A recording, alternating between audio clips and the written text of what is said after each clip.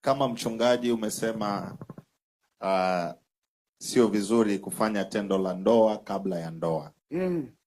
Na sasa ikiwa unapendana na kijana na mnafika mpaka kuheshimu msifanye tendo la ndoa, siku mnafanya ndoa, baadaye unakuja kugundua kwamba hana nguvu za kiume kwa sababu hamkuwahi kujaribu.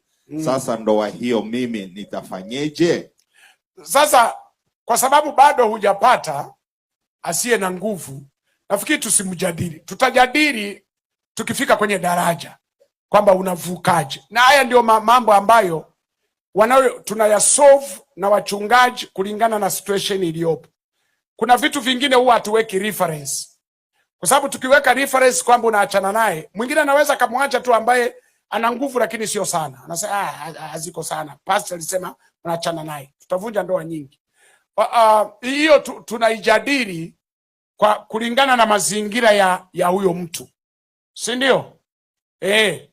Alafu na wewe kijana, unajua kijana hata kama afanye hizo shughuli anaonyesha uzima.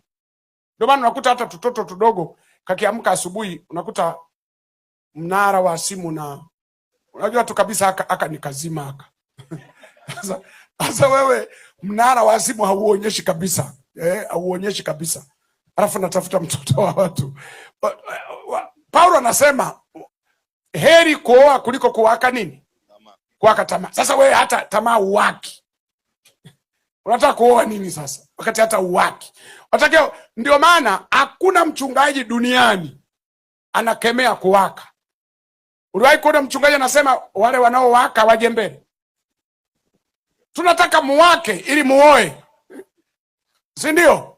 Au pastor umewahi kuwaombea watu hapa kwamba wale ambao ni wazima hii tuombe izime? Hamna. Tunataka mnara usome ili muoe. Ila tunawaombea ambao mnara hauwaki, ili Mungu auwashi. Kwa hiyo kama unaona mnara wako hauonyeshi dalili, sometime usisumbue watu. Jiunge tu kwenye kundi la Paulo, mtumikie Mungu mpaka kufa. Yes. Huyu